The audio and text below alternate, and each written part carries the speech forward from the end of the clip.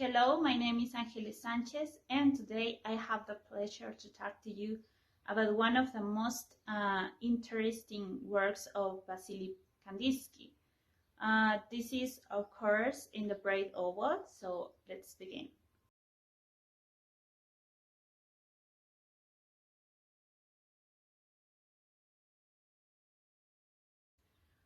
To begin talking about this art of work in 1925, I shall give you a little introduction and contextualization of the artist and his autonomy of the form. So let's begin.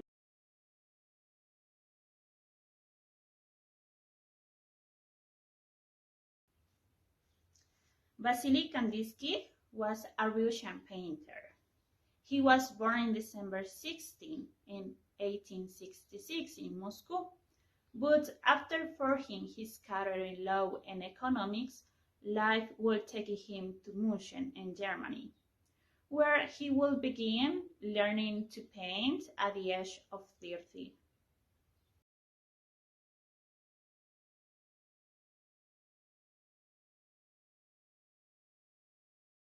For Kandinsky, it was better to be guided by imagination than to follow rules, which is why he is considered one of the greatest exponents of the abstract art in their beginning.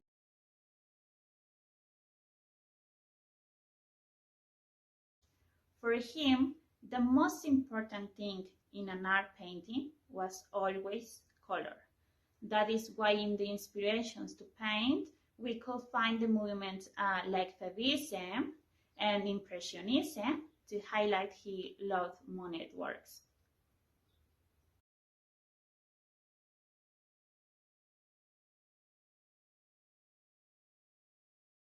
To try to explain this autonomy of the form, it is necessary to back at the basis of the abstract art, the abstract movement. It is said that in abstract painting, or in this movement, the work of art becomes into an autonomous reality without connection with nature or with something that we already know. And as a consequence, it no longer tries to represent, for example, people, landscapes, I don't know, maybe houses or flowers like in this picture, but simply combinations of colors that try to express an inner need for to mean. Giving that meaning is our work as expected arts. His theory then is based on one thing, and that is separating two words. The one that is unrecognizable, or also called material world.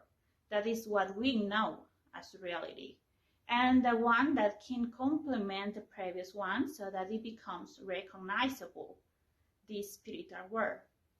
What do we think it is? He believed that colliding those two worlds, the new things will be created and also new forms result. Life has those forms in each movement, even when we don't realize it. And those forms will be looking for stability.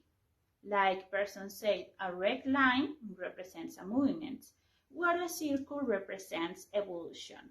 And quoting him, living beings will turn on themselves.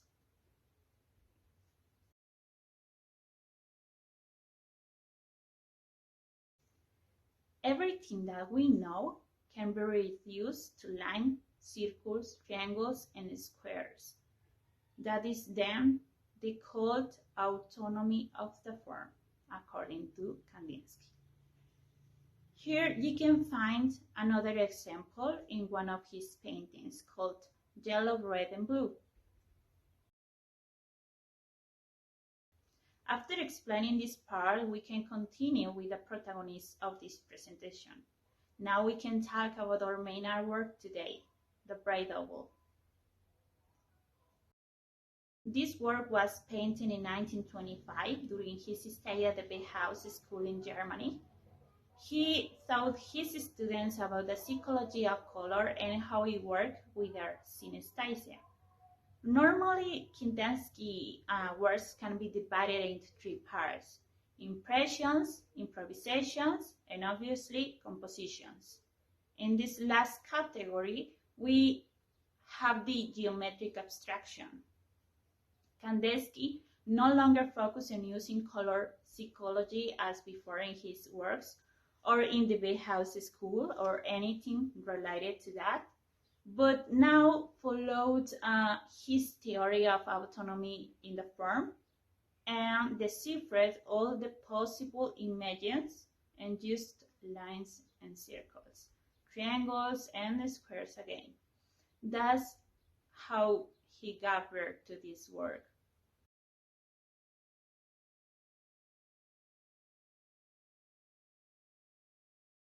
Kandinsky painting involves nuances and degrees, as you can see in the bridal wall.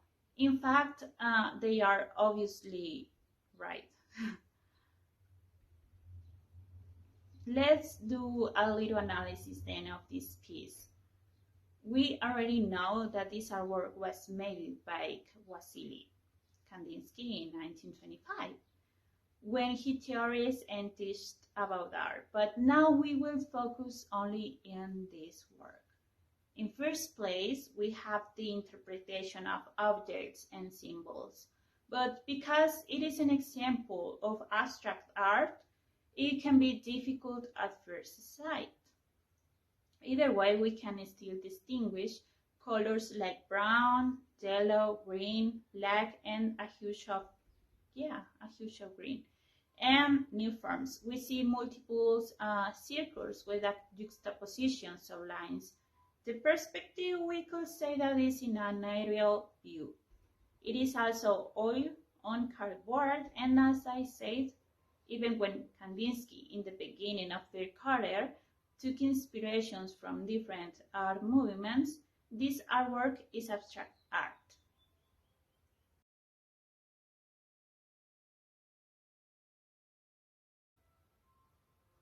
And if we try to create some meaning, an egg could be result. Some of the sensations that it could provoke is a calm space. In fact, we could say that this is not an egg, but a ship which sails alone, or the representation of the universe starting from the atom after the Summerfield model, obviously. If we take the idea that it represents something related to the universe, we could talk about the aesthetic experience as something, I don't know, maybe cosmic. However, we can appreciate the majesty of the object and in a certain point, the respect that it causes thanks to their dimension. In some, you can see the juxtapositions of the lines with more precision, as you can see.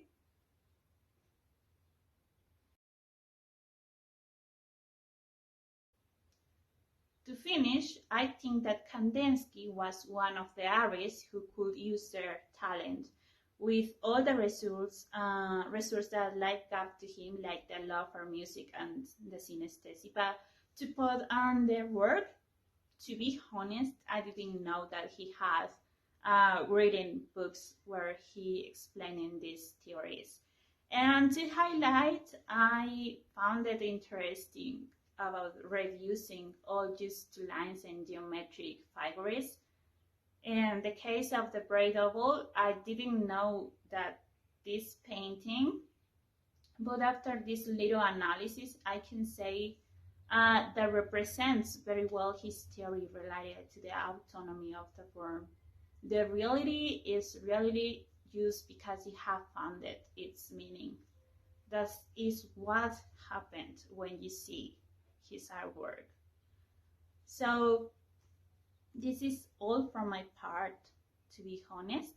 And I hope that you have enjoyed the presentation, that now you have a better idea of the autonomy of the form and this painting. In the next slide, you can see the reference. See you soon.